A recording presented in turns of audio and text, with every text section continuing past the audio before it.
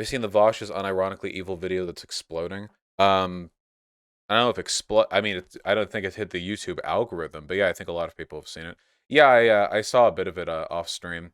A lot of people make videos criticizing me, and I usually don't watch all of them on stream because if I did, I'd be giving them attention. And usually, videos that critique me are really dumb and bad faith. Like there was this one channel that would come out with videos criticizing me every month or so, and it was some far right channel, and it was always like the dumbest shit, like Vaush is evil because trans people are gay or something like that. I mean, it was yeah, stuff like that.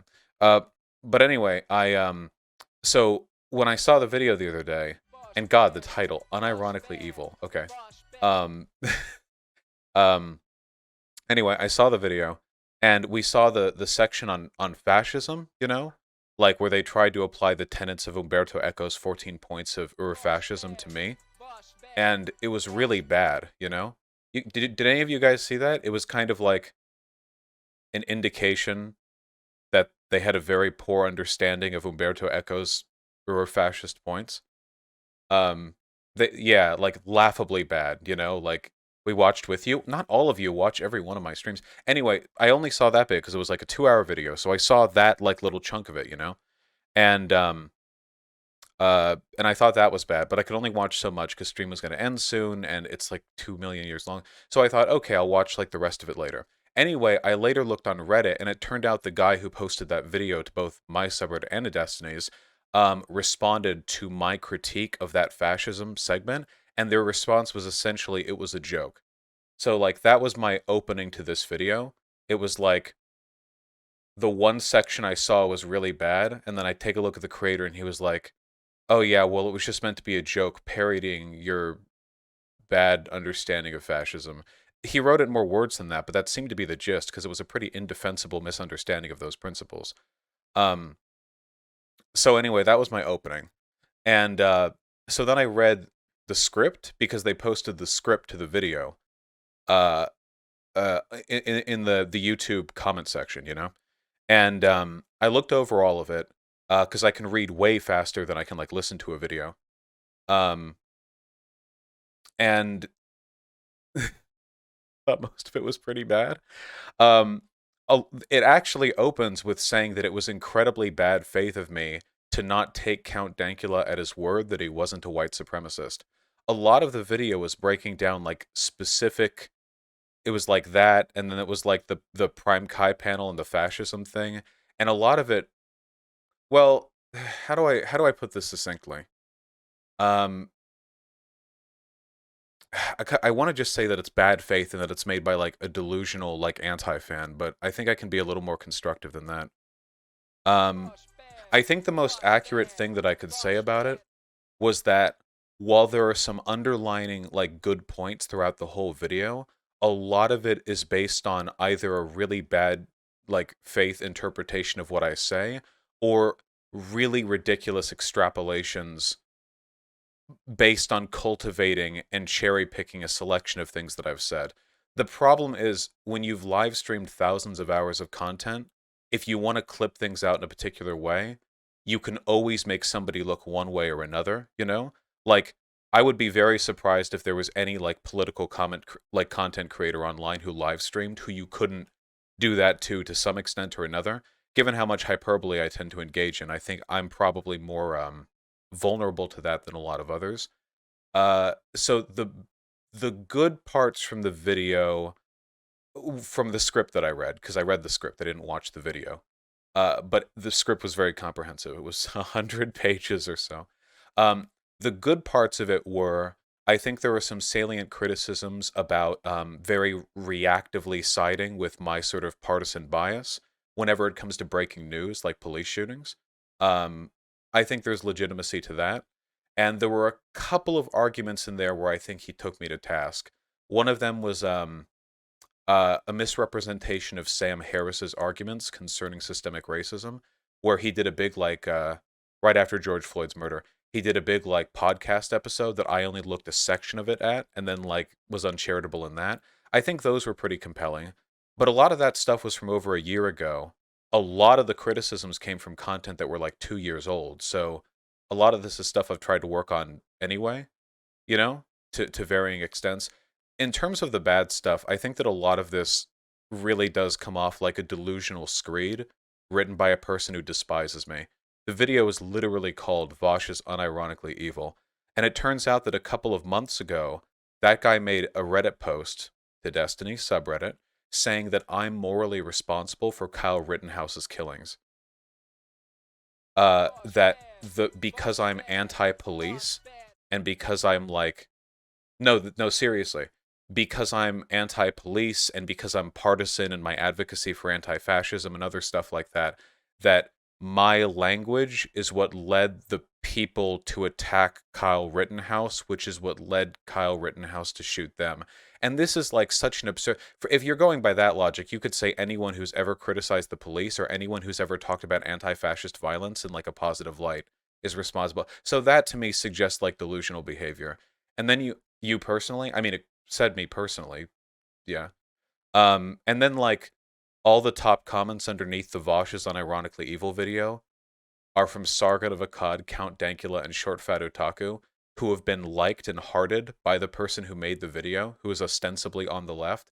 So I'll say this much: while there are certainly some like salient criticisms throughout the entirety of the hour and a half long video, I guess there would have to be. If you talk about me for that long, you have to say at least a few things that are correct, right?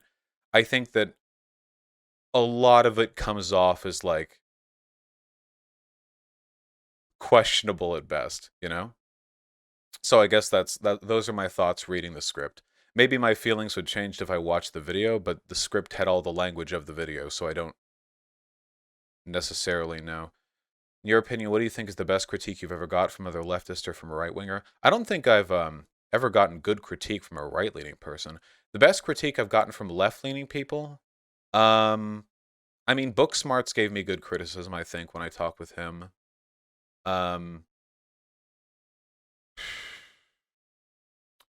Though I disagree with him on a lot of stuff, Zigzizi, Lonerbox, yeah. I think they've levied some pretty good criticism, you know?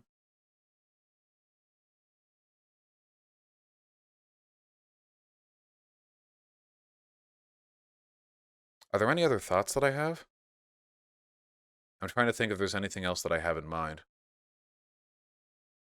Oh yeah, another thing that makes me really suspect about the politics behind the video on me is that a lot of it was, like a big section of it, maybe like a quarter of the script, was trying to impugn me by assembling quotes where I said mean things about conservatives, like how the modern Republican Party is fascist and Republicans support fascism and how they would have been throwing rocks at little black children trying to integrate into the schools back in the 19, back 50 years ago, and stuff like that, which I think are very defensible comments. I don't know why you'd think conservatives today wouldn't have acted like the conservatives back then. There's a pretty clear ideological through line from then to now, but a lot of this stuff was like being assembled as part of a broader argument that I'm like dehumanizing conservatives, which is weird because I think for the most part I try to make an effort not to. I might try to indicate that conservatives are ultimately a victim of their own ideology, that they're dangerous and their ideas are horrible, but that's not the same as dehumanization. I'm sure, I mean, I've said the term subhuman, but, well, I got that from somebody else, okay? I think for the most part, I'm pretty clear in my messaging on that. Hassan dehumanizes them way more than you. Yeah, where's the Hassan cancellation, actually? Um, Anyone else have any salient questions? About the video, I mean. Because I heard Destiny watched it, which is not surprising to me, but since some of you guys come directly from that, I'll hear it out.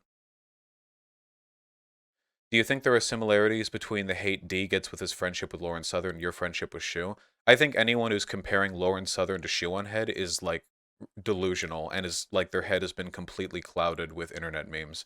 The idea that there could be any parallel between, like, anti-SJW from 2016 and white nationalist banned from several countries tied to stochastic terrorism responsible for trying to drown refugees out in the sea. Stuff like that, you know? I feel like there's yeah.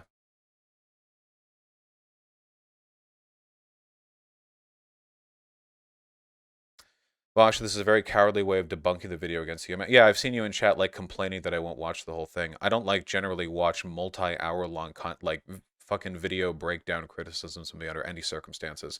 But that's like a pretty stereotypical way of trying to bait me into it. Like, dude, you're a coward for not dedicating an entire live stream to responding. Yeah, no. Do you know this guy Hakeem? He has multiple videos calling you stupid. Here is one. Yes, I am aware of who Hakeem is. Thank you for reminding me of his existence. Uh, Honestly, I mostly just laughed and called you a sellout when reacting to your shoe video. Damn, I actually think the shoe on head was pretty responsible, but Destiny has long since lost the ability to understand the plot when it comes to issues like this. So not terribly surprising to me. Hassan's cancellations every 9/11. That was such a that was such a weak cancellation, man. The 9/11 stuff. I know he got in trouble with his uncle about it and like the Fox News thing and everything, but that's so defensible, you know? Wait, I just found out who Lauren Southern is. What the fuck is that banned from multiple countries thing? Wait, Lauren Southern is banned from multiple countries, right? Am I thinking of another person? Am I thinking of another Canadian? I'm almost positive she is. Yeah, okay, okay. That's what I thought. I'm almost positive. Yeah, she's banned from England. Very nice. Um, as one does. Do you know anything about Vicky 1999? I recognize the name, but apart from that, no. I I don't think so. What's your position on anti-moral realism, since that was one of the critiques of the video? Oh yeah, that was from that debate with Rem. The funny thing is that like Rem postures as some kind of like philosophical, like expert. I mean, the way he fronts himself as, even though he was an undergrad, it turned out he never even got a degree. Recently, it was found out that he never even like yeah, so I don't know like how much of his credentials he's lying about, but the thing is like I have no philosophy education whatsoever, literally none. So when I my engagement with stuff like moral anti-realism is just I hear arguments that seem more convincing to me and I try to learn a little bit about them and but like I could be moved over to another one, you know? When Rem came on, he demonstrated a horrendous inability to understand my position. What I was describing was epistemic anti-realism, which is a position I feel like you should be fairly well educated on if you have a fucking degree, or pretend to have one, in philosophy, you know? And if he wanted to argue against that, that'd be fine, but his position was that I was like a complete nihilist who only believed in power. But what I was trying to reiterate was the argument that Foucault makes. Foucault talks about how knowledge and power reify each other and reproduce each other. To put it another way, what we consider to be true, if there is no universal truth, will always be framed through the modes of analysis that those who are powerful inflict onto us. Does that make any sense? Or to put it another way, those in power have the privilege of constructing the frameworks through which we decide what is or is not true, moral truths and empirical truths. That was the argument that I was making, you know? And this is a position that I still haven't really seen debunked, but if you had like a horrible tyrannical regime, they could construct a truth in which they could rewrite history however they saw fit. And because there's no one universal definitive truth, that truth would be something people within that framework would have to contend with. It's a truth I would find morally reprehensible, but it's a thing that could be constructed. This happens in dictatorial regimes all the time, doesn't it? We see it's not just that they're lied to or that information is controlled, it's that the way they come to understand the nature of reality is, yeah, I mean, it's literally 1984. So that was my position, but then Rem ran back to Destiny crying about how I don't believe the Holocaust happened or something, and how this stems from my nihilistic view that only power is what matters.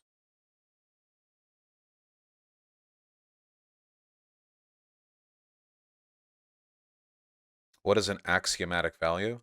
An axiom is like a fundamental or like a properly basic belief, like something that you assign moral worth like out the gate. You know what I mean? Like you could say that you have an axiomatic value where you value like human well-being right at the beginning. You know, it gets more complicated than that, but it's essentially like a first principle. Um, I think. Oh yeah, High Progressive was good memes. Can I ask you about an old video getting shared around again? All old videos about me are always getting shared around. Which video? I don't really see how it could work. Couldn't think of name two. What do you mean when you say universal truth? Well, postmodernists, which I guess I think I am, sometimes, God, there are elements of postmodernism that I believe in. One of which is that there's no such thing as a universal truth. So it's a modernist perspective that humanity is engaging in some great project forward, and that there is a narrative you can use to describe that project. Marx was a modernist. He described, through dialectic materialism and historical materialism, the way in which the human project advances. That would be a modernist belief. That would be a universal truth to him. But I don't know if I believe in that. I don't know if there's one narrative that can describe the totality of human experience. Did you see Perspective Philosophy share the Vaush on a Yeah, Perspective Philosophy is a fucking lunatic. He's a huge weasel. He came on my stream and pretended to talk with me in good faith for a few hours and then ran back and lied about me and has for a year since, so. Some people. Quixotics. Yeah, I think so. It's something that I'm trying to work on a little bit, but I do think that the conversation about breaking events is a little bit more complicated than what a lot of people pretend it is. So, usually what'll happen is let's not pretend this isn't a Destiny community thing. When Destiny says stuff that's patently incorrect, like when he said that Dylan Burns was grifting and lying to further his career to knock off Prime Kai, and that Katarana was just using stuff like that, he doesn't really get much reciprocal backlash for it, but he keeps his hands off immediate breaking politics so that when other people comment on them, he can attack them. The thing is, I think you kind of have to comment on breaking news. You can't let the narrative be completely controlled by conservatives. Do you think that's how you manage political discourse? Anytime anything happens, the conservatives are the ones who get the first 48 hours of political discourse and speculation, and everyone on the left completely shuts the fuck up. I don't necessarily know if I agree with that. I think that it is important to create narratives around breaking news. It's just important to frame them in a way that leaves interpretations open to whatever possible futures might rise from information that comes about. How do you ethically do breaking news, though? Well, I mean, the strictest way that you could do it is simply by reporting things that have already happened. But that's never where politics takes place, Politics isn't about what has happened. Politics is about what should happen in response to what has happened. So I don't know if I agree with that being the line right there. You could talk about hey, there's the potential things go this way, and if that's the case, this is bad and here's why. But if you go down that road, you kind of imply that that is the thing that is going to happen down the road. I don't know if there's a way to balance it perfectly, but I do know that the cultural consequences would be disastrous if we ceded all information to conservatives up until we get official police reports anytime anything like that happens. There's got to be a better way to handle stuff like that than that.